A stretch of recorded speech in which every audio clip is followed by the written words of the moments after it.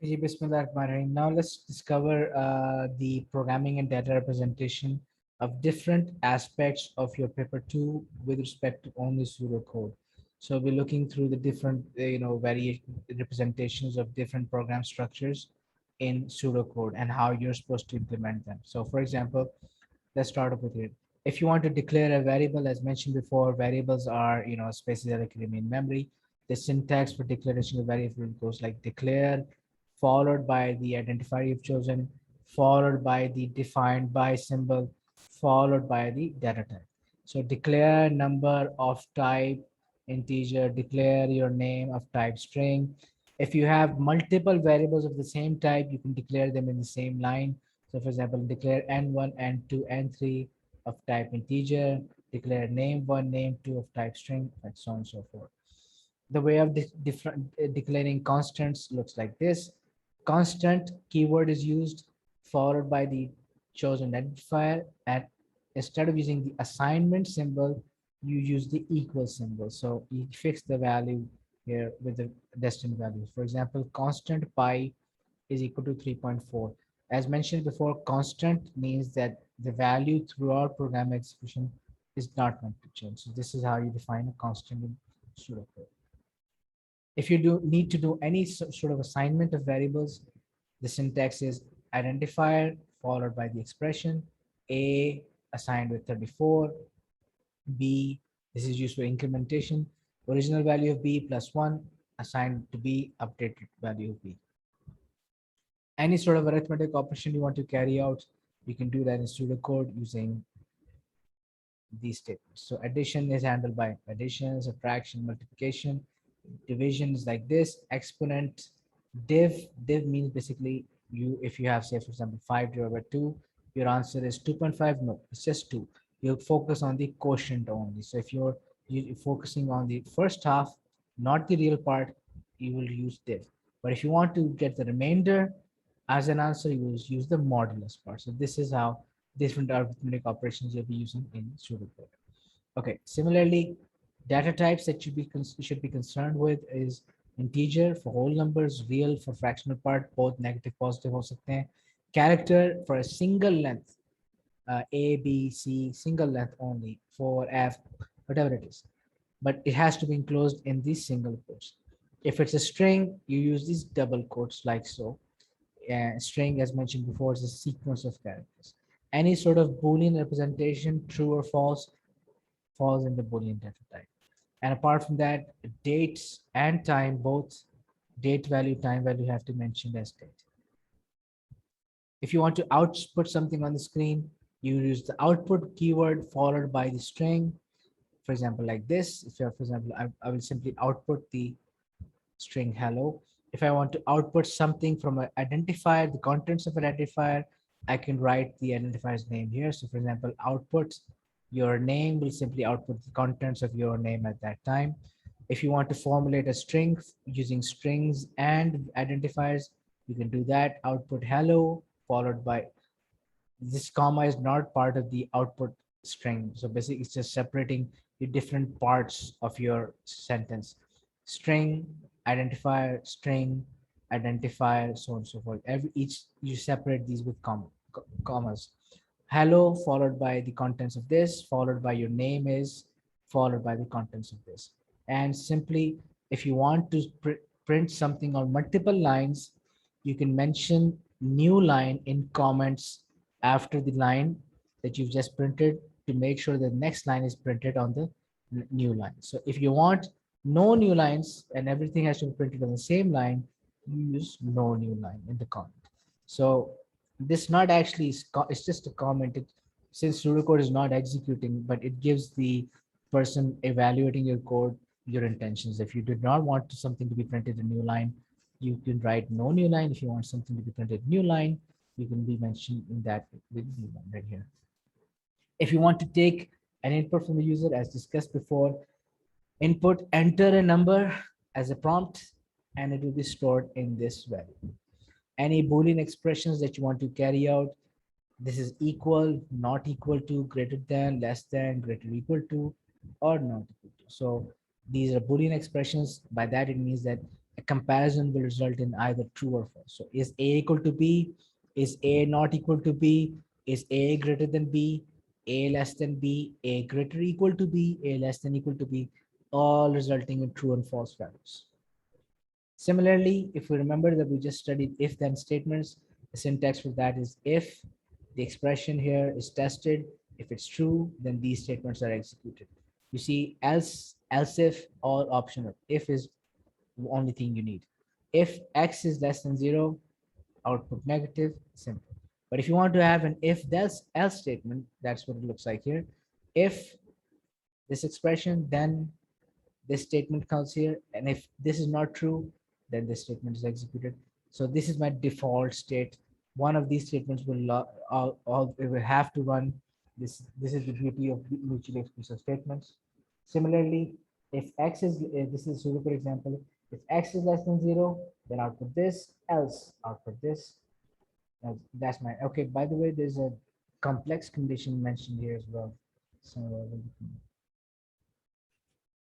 I'll show you. Anyway, so nested if statements look like this, that if a condition is true, or if a certain state is true, a condition is tested only then. For example, if we have x is less than 0, then output this, else if this state runs, then I'm testing another condition. This if statement is nested in this if else block. So this will not be tested if I do not come here. In that case, I will simply output negative and exit. So this is how nested. We have already discussed it nested if before.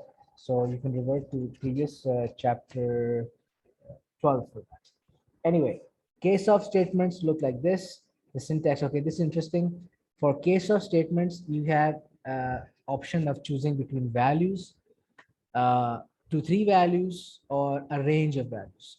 So for example, if I have to test the value A, or if I want the two values to be, this condition to be valid for 2 values, I can use F and U, comma. And if I want this condition to be valid for a range of values, I can define the range in this way. So as you can see here, top grade is valid for only one value. Fail is valid for these 2 values separated by a comma, and pass is valid for this range of values like this. So B, C, D, all of this. See, so this is to be considered here.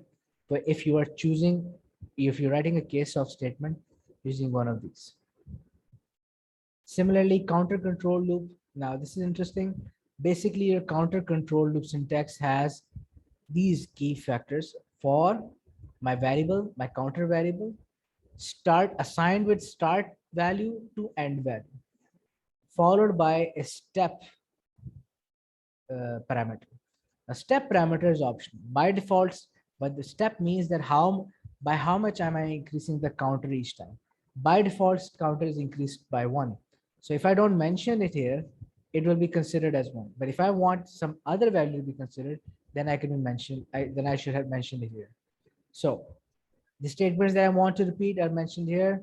Next, followed by the control. So previously, the examples that you saw, the next statement did not have the counter variable mentioned here.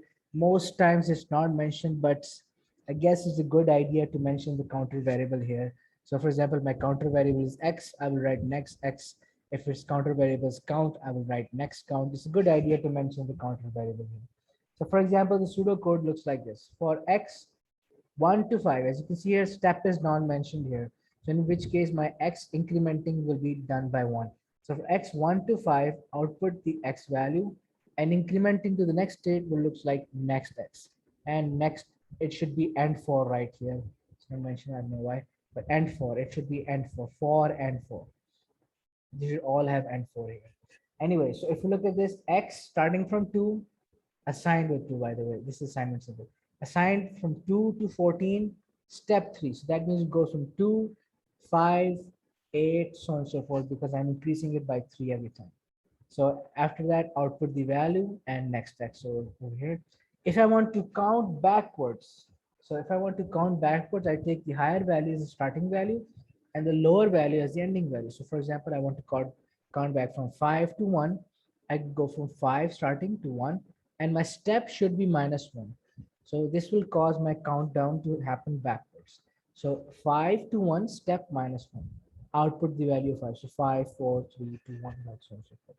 A very important technique, especially if you want to count down values, you can use the step in negative way, but keep in mind the starting value should be larger and ending value should be smaller and step should be negative. Similarly, if you look at post-condition loops, post-condition loops are like this, that I have to run the statement first, condition is tested afterwards. The post-condition loop has to run at least once, and then the condition is tested after. If the condition is false, loop will keep on running. Loop will exit as soon as the condition becomes true. So repeat input, enter yes, y, or no into this variable. If the answer is y, then I will exit the loop. But if it's not, I will keep on running. Similarly, you have precondition loop in which the condition is tested first. The while loop is an example of this. While loop is, by the way, the only precondition loop. The while loop will not run if the condition is false to begin with. So it will keep on running as long as the condition is true. If the condition is true, then do this.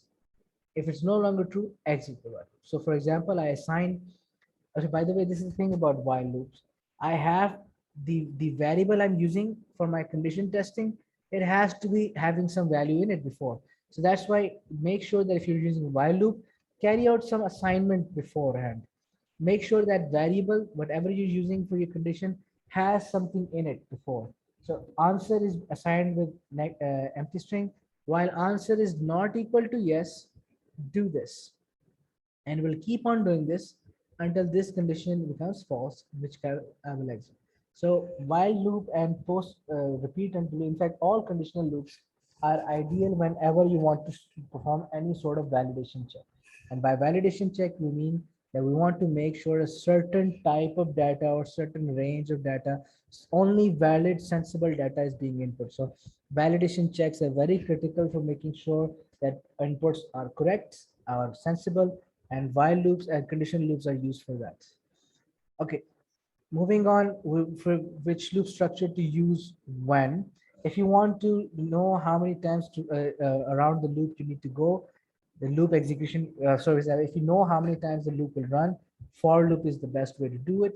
If you do not know the number of times it will run, you will have to terminate it based on a condition, in which case some sort of conditional loop has to be used. It could be while loop or repeat loop.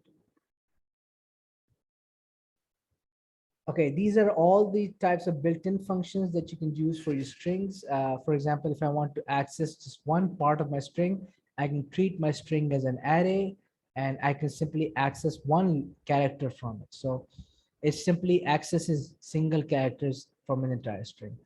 If I want to convert a ASCII value to character, CHR does that. So I will pass an ASCII value in the form of integer to character and will return the relevant character value. So if I pass 65 to character, CHR, it will print out capital A.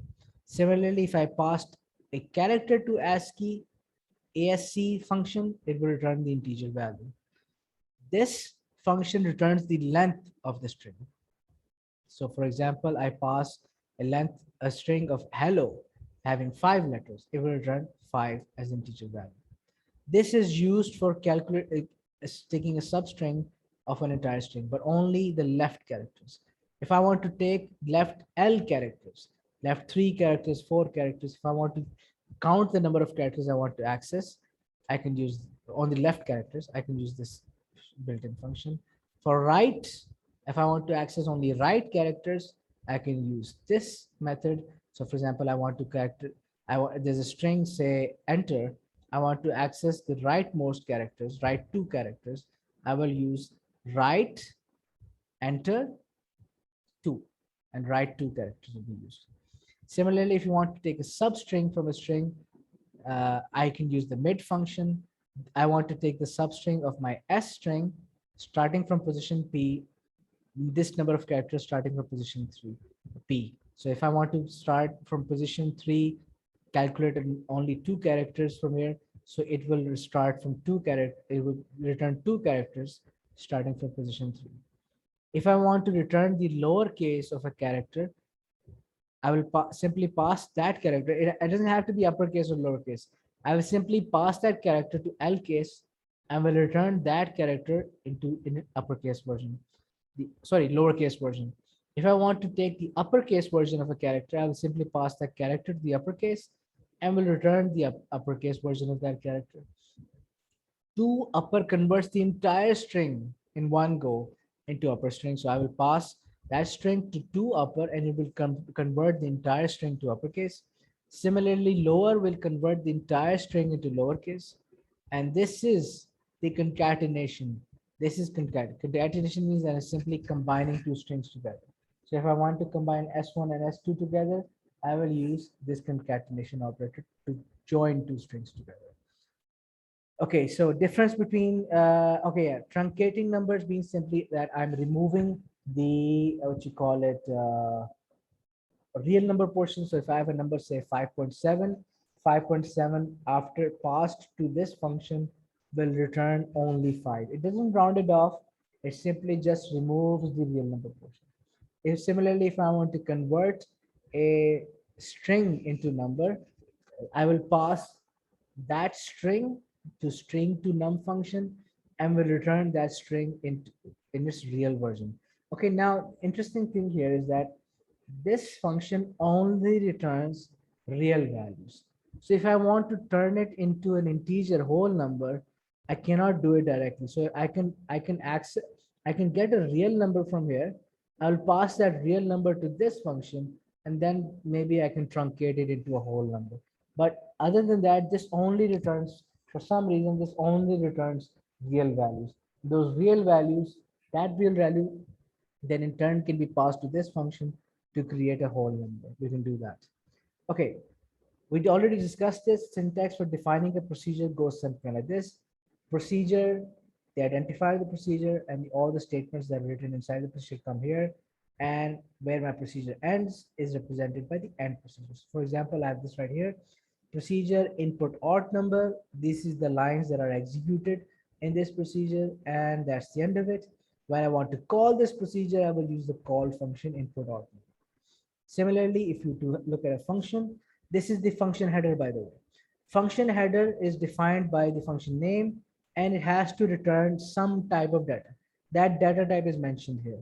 All of the statements that are executed inside the function are mentioned here, and it should be returning something. Function always returns something. The value that is returning is mentioned here. So for example, function input odd number returns integer.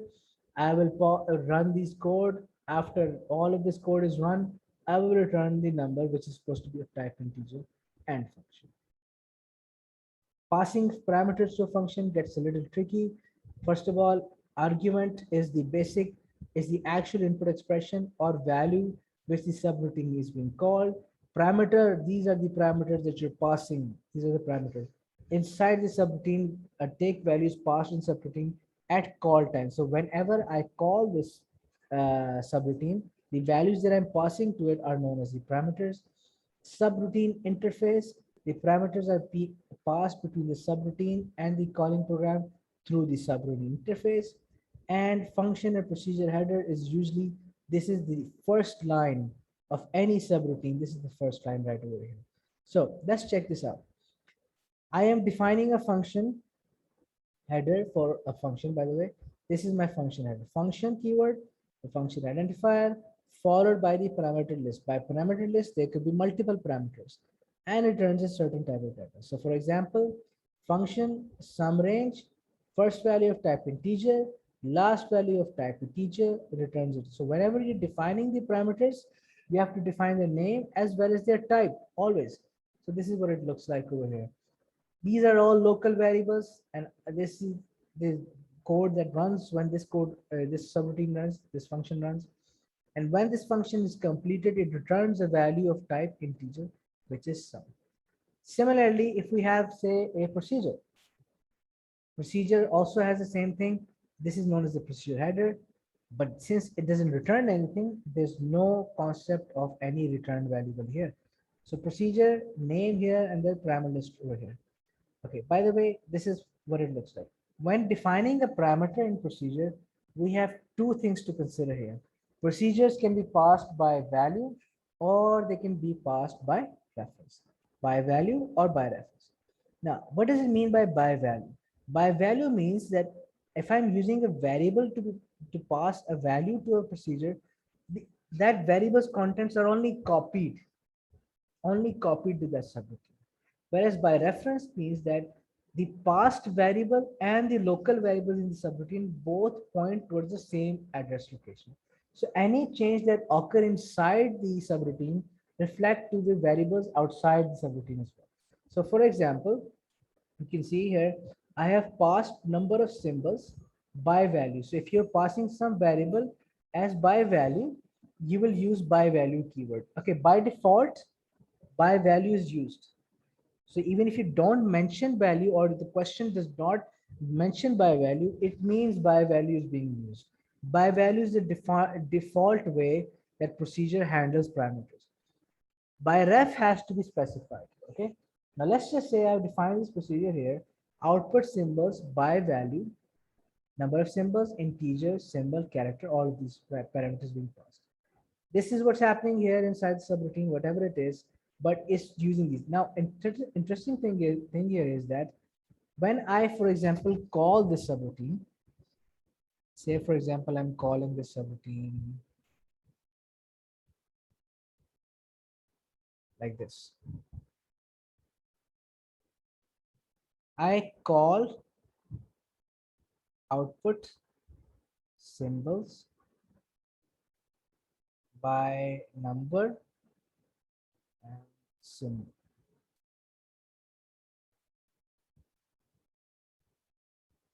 You notice that I've used different identifier. I've used number instead of number of symbols, and I've used sim as number as opposed to symbol. Now let's just say that before this code ran, I took inputs from user, input number and input symbol. And these variables are passed to output symbols subroutine like so. Now, since this is value by value, what it means is that the contents of number are basically copied to a number of symbols. And any change that you see that's happening inside here has no effect with the contents, the original contents here. So that's by value. Similarly, my contents of sim are being sent to symbol. So any change that's happening, even though there's no change happening here, but let's just say if it was, if there's any change happening within the subroutine, will not be reflected to sim over here. So this is what it means by passing by reference. On the other hand, if say, for example, we're talking about by value, oh, sorry, by reference, what's happening here is that, let's just say, if you're using by reference, this is an example, adjust values for next row. By reference, spaces integer and symbol integer. So spaces is incremented and saved to spaces, symbols incremented by 2 and saved symbol, so on and so forth. When I call adjust values for this next row like this, what's happening here is that number of spaces, whatever has been passed by two number of spaces, the contents of number of spaces and the contents of spaces right here, number of spaces and spaces, they are both, in fact, these both identifiers, number of spaces and spaces, are both pointing towards the same memory location. So you can see that I'm making some changes inside the subroutine to spaces. Those changes will be also reflected in number of spaces. Even they're two different identifiers, but they will have, they're linked to the same memory location. So any changes within subroutine will also be reflected here. Any changes within some symbols will also be reflected here. So this is the difference between by value, in which the copy of a variable is sent to the parameter, and any change within the subroutine has no effect in the original value. And by reference, where both parameter passed and the variables outside, the local variables and the variables outside the subroutine both point towards the same memory location. And any change inside the subroutine will also reflect to the variable outside.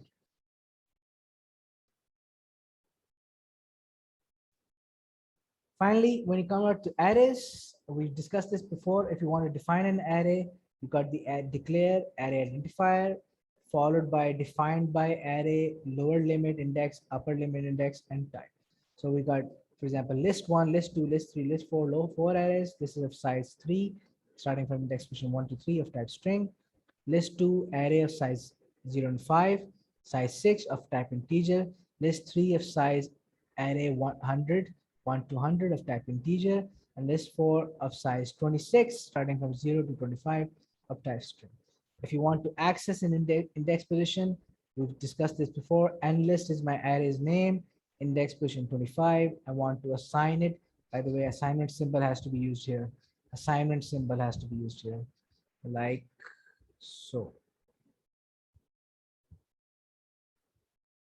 We use assignment symbol like the arrow. And same thing here.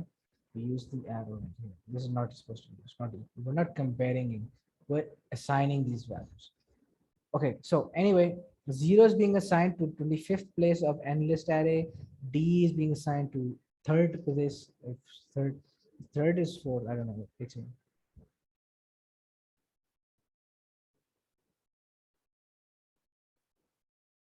D list is not mentioned here. Anyway, so it's assigning it to the third elements of it to with letter D.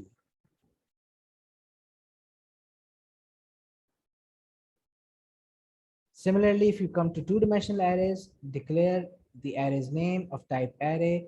This defines the number of rows, lower bound of row, upper bound of row, comma, lower bound of columns and upper bound of columns, and then we have one data type for the entire array.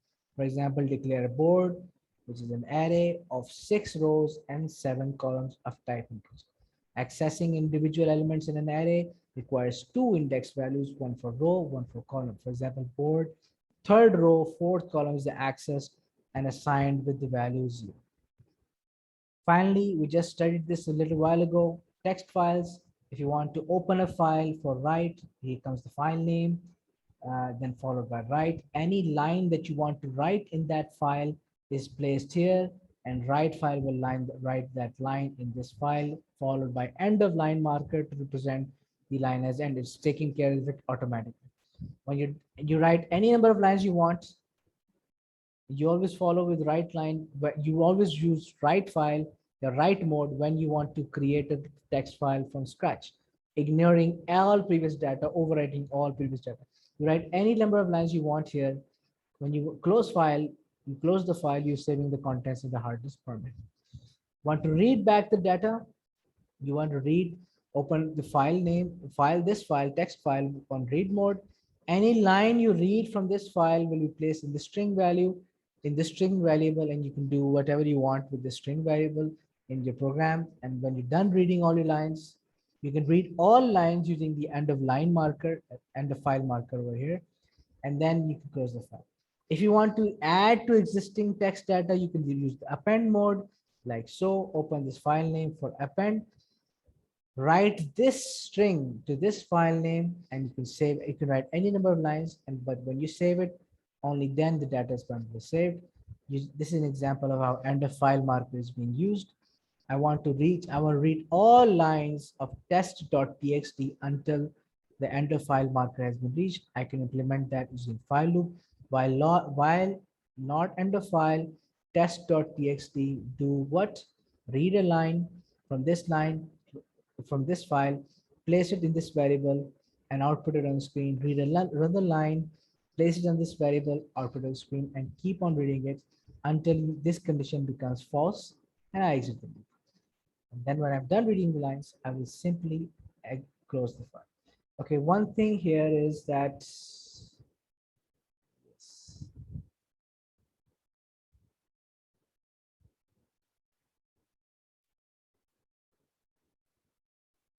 that's it, I think, yes.